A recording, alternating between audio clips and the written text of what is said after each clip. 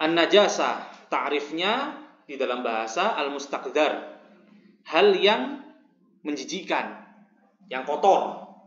Ya, hal yang kotor yang menjijikkan. Syar'an, dalam syariat, najasa itu adalah mustaqdzarun, hal yang kotor, yamna'u sihhatas shalah, menghalangi keabsahan salat, haitsu la murakhis, sekiranya tidak ada hal yang meringankannya. Maksudnya apa? Nanti ada najasa al-ma'fu anha, ya kan? Ada najasa al-ma'fu anha. Jadi dia tetap najis tapi dima'fu. Namanya itu ada murakhisnya. Ada murakhisnya. Tapi kalau nggak ada murakhisnya berarti dia tidak ma'fu dan dia menghalangi keabsahan salat. Seperti itu. An-najasa itu adalah mustaqdarun yamna'u sihhatas shalah haitsu la murakhis. Hal yang kotor menghalangi keabsahan salat sekiranya tidak ada yang meringankannya. Aqsamun najasa, pembagian najis. Ada najis mughalladzah.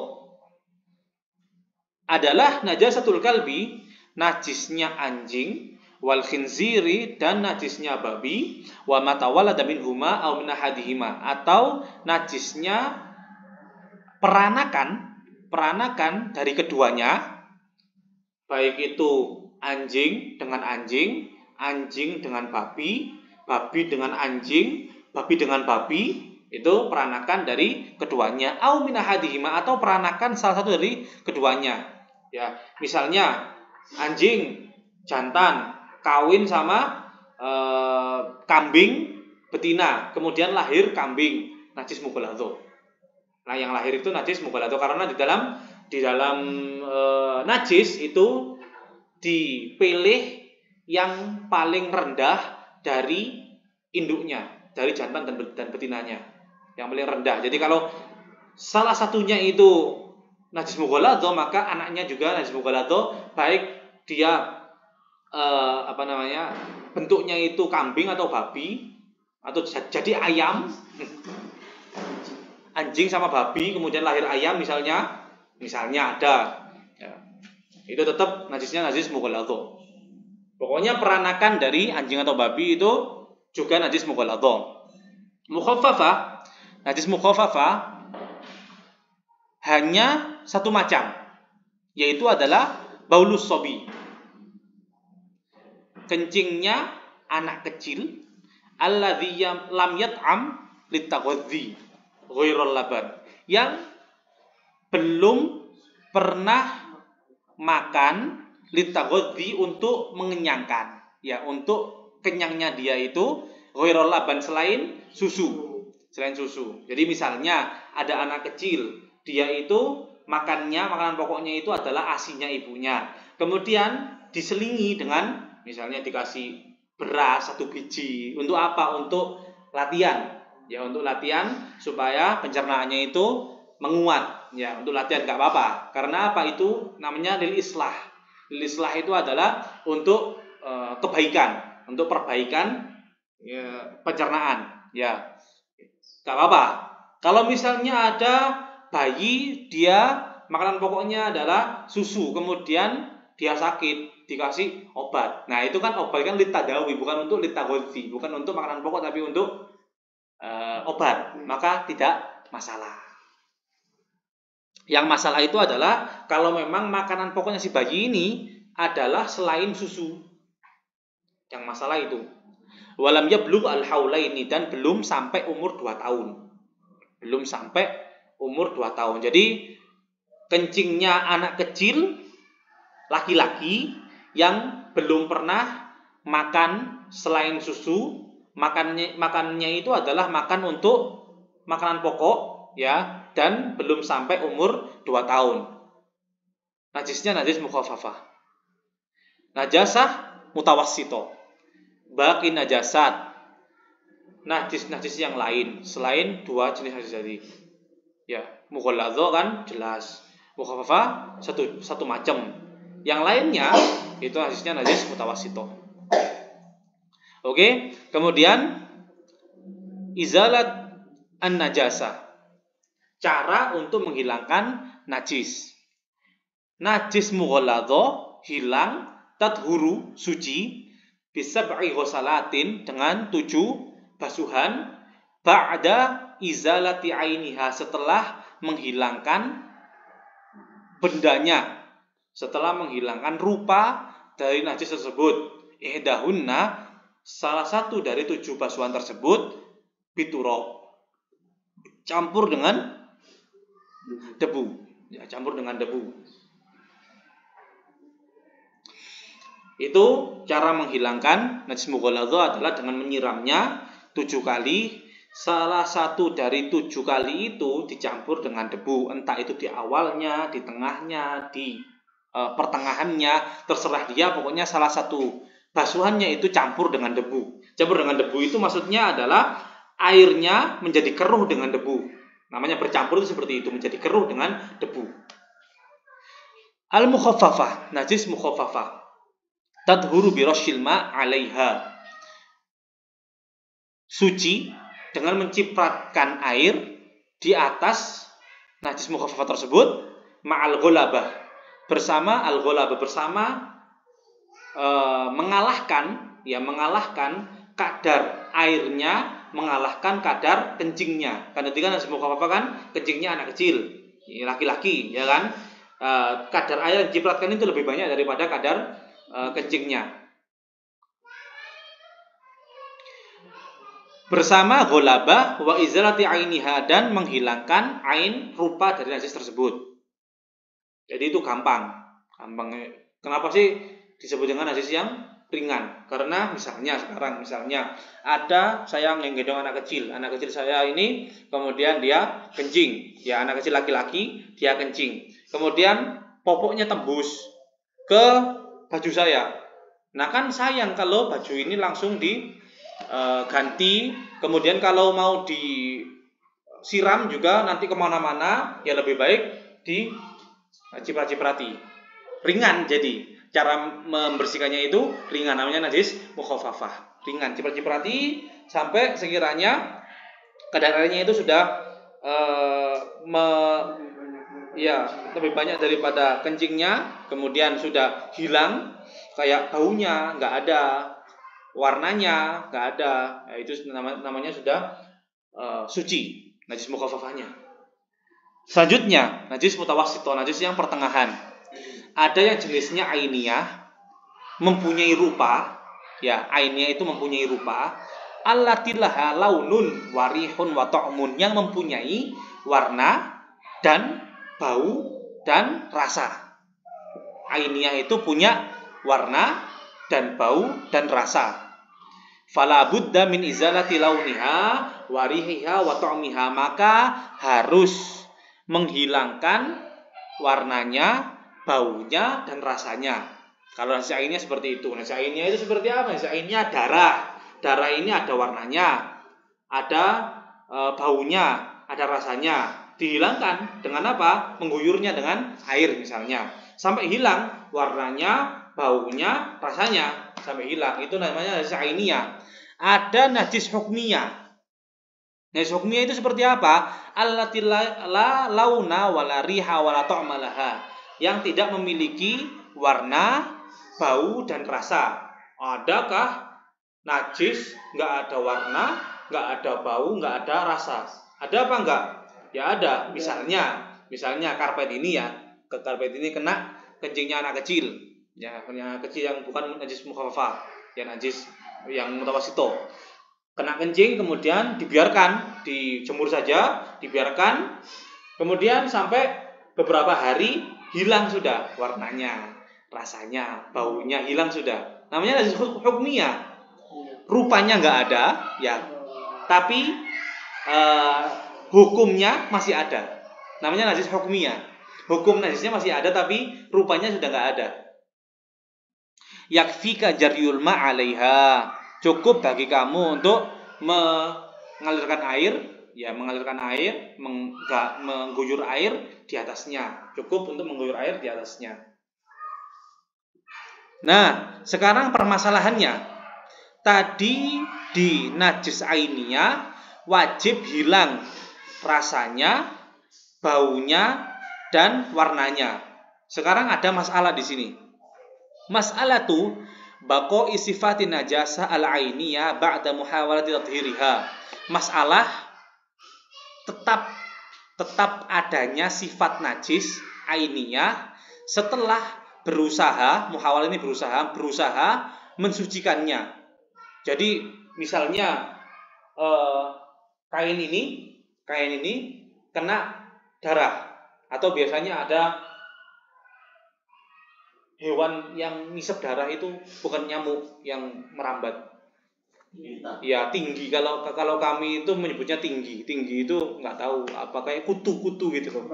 Iya itulah kutu itu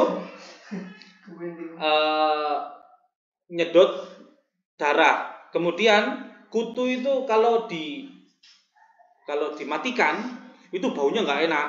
Ya baunya nggak enak. Saya sucikan dengan air, tapi warna hilang, rasa nggak ada, tapi bau masih ada. Nah, bagaimana ini hukumnya?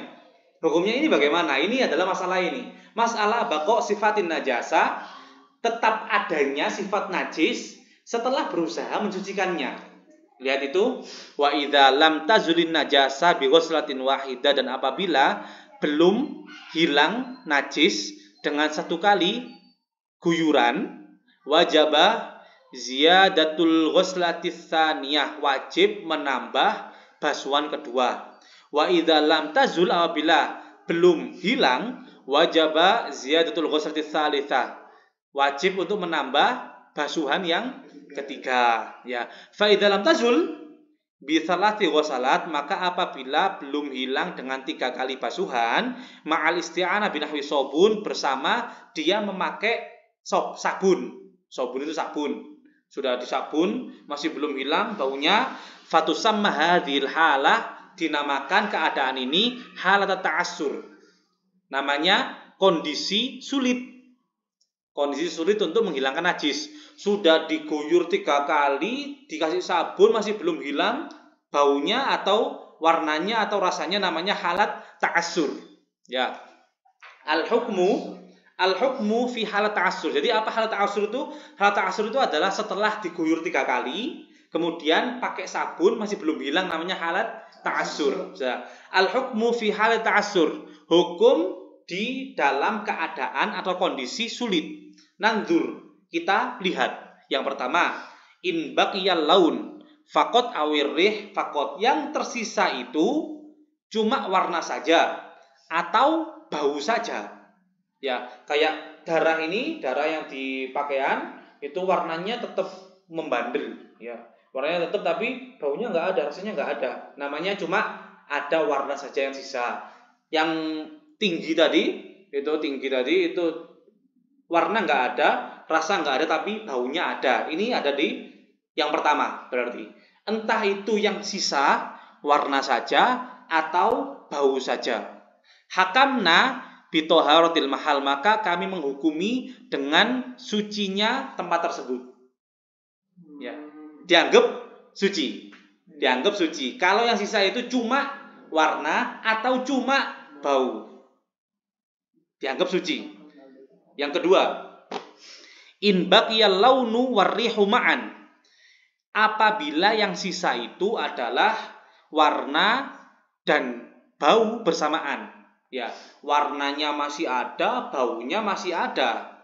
Awit ta'mu wahdahu, atau rasa saja.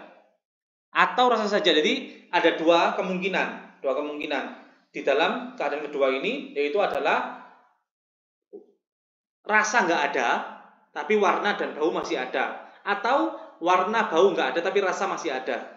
Apa hukumnya? Wajaba ziyadatul ghusalati hatta tazul, wajib menambah basuhan sampai hilang.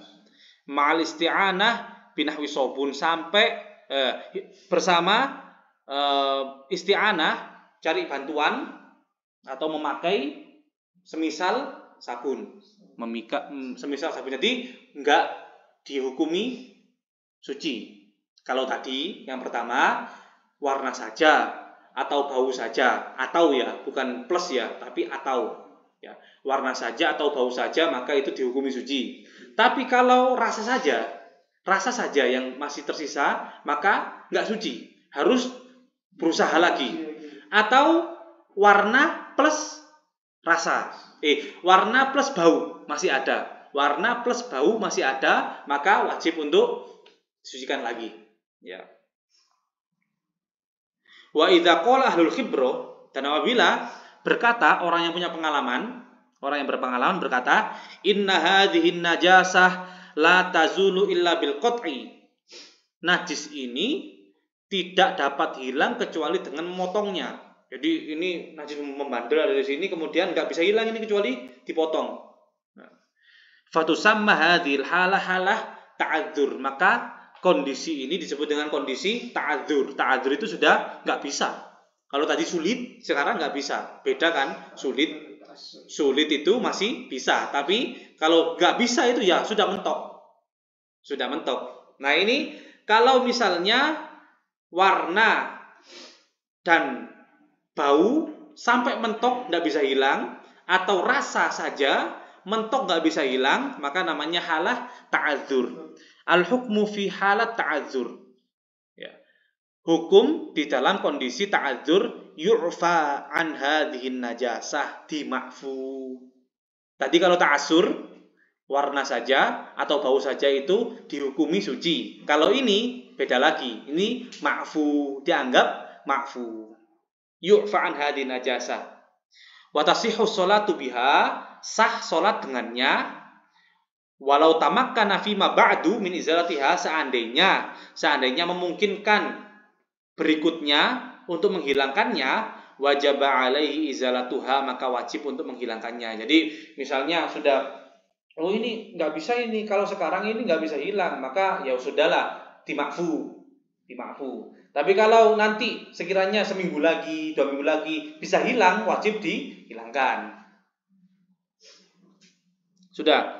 Di bawahnya itu namanya hukmul ghusalah. Ghusalah yang saya terangkan bahwasanya ghusalah itu adalah sisa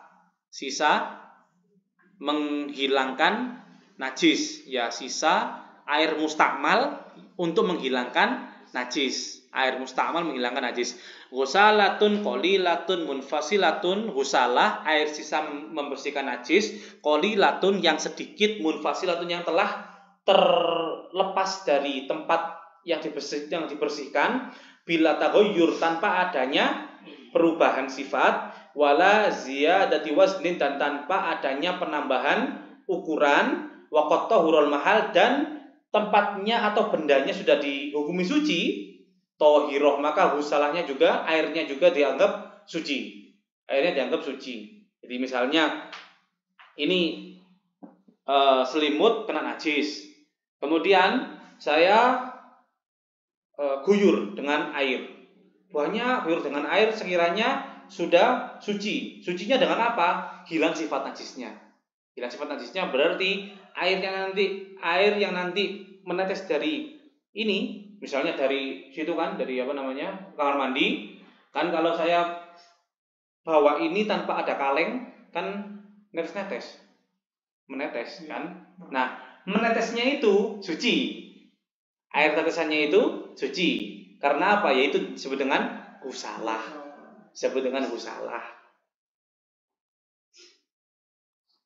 Oke, kemudian di sini ada an-najasat al-ma'fu anha. Di bawahnya lembar kedua ada najis-najis yang dima'fu. Apa dima'fu itu? Dimaafkan. Yang pertama, ad-damu wal qayhu minasyakhsi nafsihi. Darah dan nanah dari orang itu sendiri. Misalnya, seseorang dia keluar darah di tubuhnya. Kemudian dia mau sholat, apakah dia wajib untuk membersihkan darah ini? Ya, dilihat.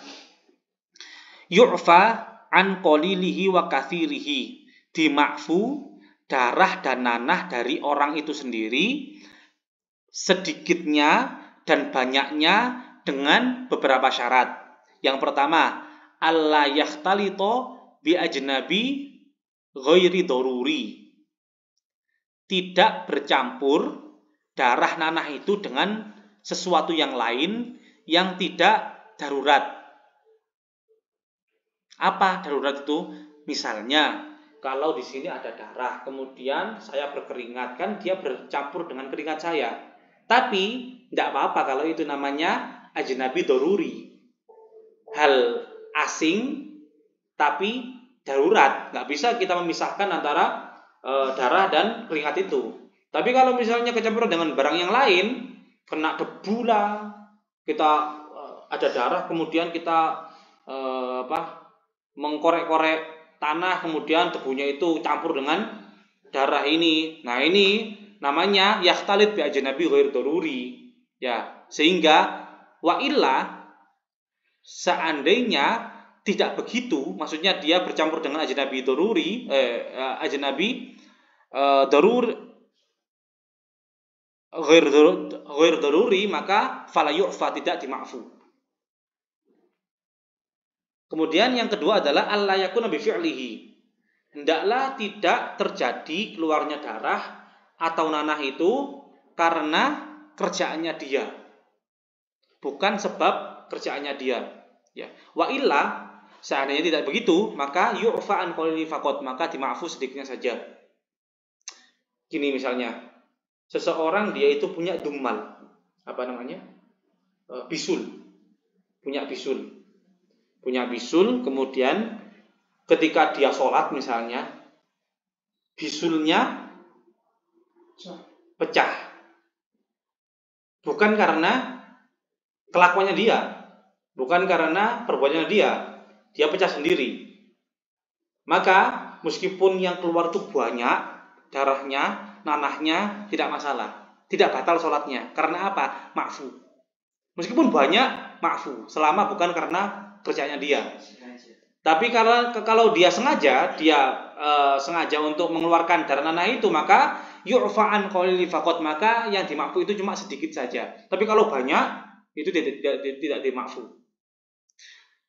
Berikutnya, ayyakuna fi badanin aw thawbin yahtaju ilaihi walau litajammulin.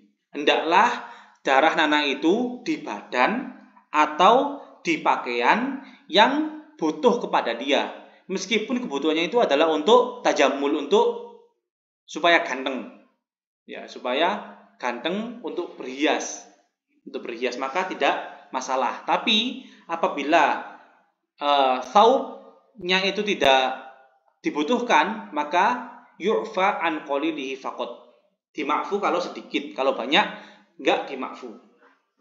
Kemudian yang berikutnya adalah alla yujawiza mahillahu, tidak melebihi tempat biasanya dia mengalir misalnya. Kalau misalnya ini kan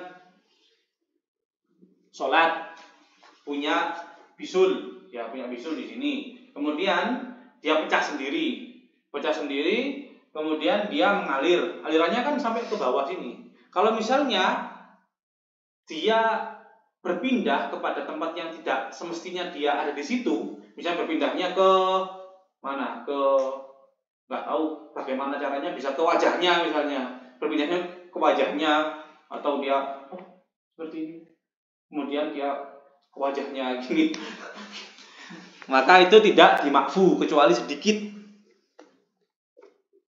Ya.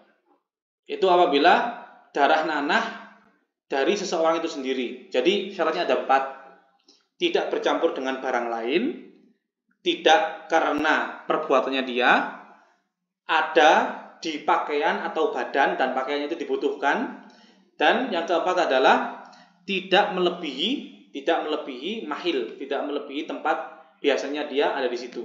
Ya. Maksudnya tempat mengalirnya dia atau tempat merembetnya dia, itu maksudnya. Kalau darah dan nanahnya dari lain, min ghairihi, dari orang atau dari hewan yang lain, maka yu'fa an qalilihi, dima'fu sedikitnya bisyurut, dengan beberapa syarat. Yang pertama, alla yakuna min mughalladin, hendaklah bukan dari hewan yang najis mughalladhah.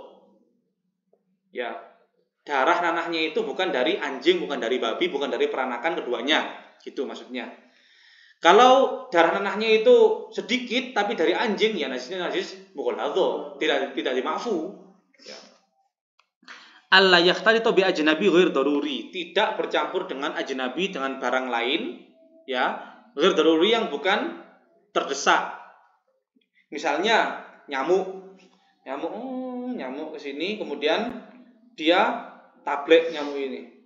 Dia matikan, kemudian setelah itu ada darahnya, sedikit darahnya, tapi darahnya itu campur dengan kulitnya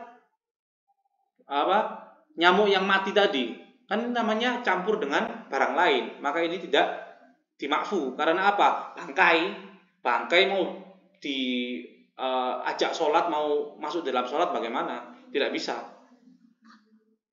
Itu kalau gambarnya seperti itu. Tapi kalau ajnabi ghair darurinya itu seperti dia kena air lah, kena apa gini, itu yu'fa an qalilihi. Bukan, ini la yu'fa, ini ya. Fala yu'fa, tidak dimakfu. Oke, selanjutnya alla yakuna bi fi'lihi, tidak karena perbuatannya dia. Wa illa fala yu'fa. Kalau enggak seperti itu maka tidak dimakfu.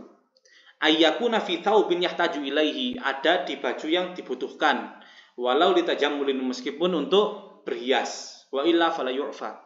Oke, berarti kalau darah nanahnya itu bukan dari diri sendiri, itu syaratnya ada 4. Yang pertama adalah darah nanah ini bukan berasal dari binatang yang najis mughalladh. Kemudian tidak bercampur dengan hal yang lain ghair daruri. Kemudian selanjutnya bukan karena perbuatannya dia. Yang selanjutnya adalah terdapat di pakaian yang dibutuhkan meskipun untuk sekedar hiasan.